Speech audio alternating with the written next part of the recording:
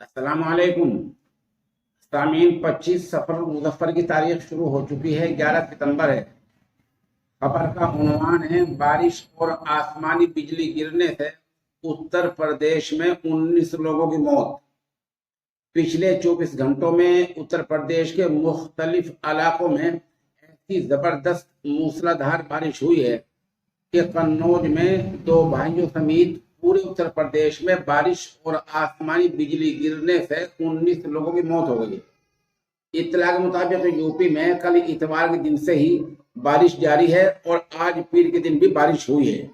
कई शहरों में इस कदर पानी खड़ा हो गया कि ट्रैफिक का इंतजाम मुकम्मल दरमबरम हो गया। यानी बसों का आना जाना, ट्रकों का, कारों का, मोटरसाइकिलों का आना जाना पूरी तरह दरमबरम हो गया। खास तौर से मुरादाबाद और लखनऊ इलाके में बहुत ज्यादा बारिश हुई है।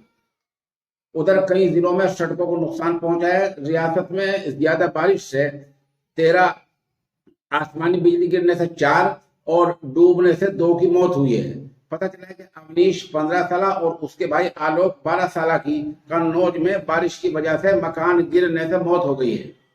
रिलीफ कमिश्नर जयस नवीन कुमार ने सहाफियों को बताया कि हरदोई में 4, बाराबंकी में 3, प्रतापगढ़ और कन्नौज में 2-2, अमेठी में अमेठी, देवरिया, जालौन, कानपुर नगर, अन्नाव, संभल, रामपुर और मुजफ्फरनगर में इस तरह एक एक मौत हुई है। हालत यह है कि आज पीर के दिन भी बहुत से अजला में स्कूल बंद रहे हैं, जैसे लखनऊ में स्कूल बंद रहे हैं। और अगर ऐसी हालत रही तो कल मंगल के दिन भी कई जिलों में स्कूल बंद रह सकते हैं। खबरों के अपडेट के लिए आप हमारे साथ बने रहें।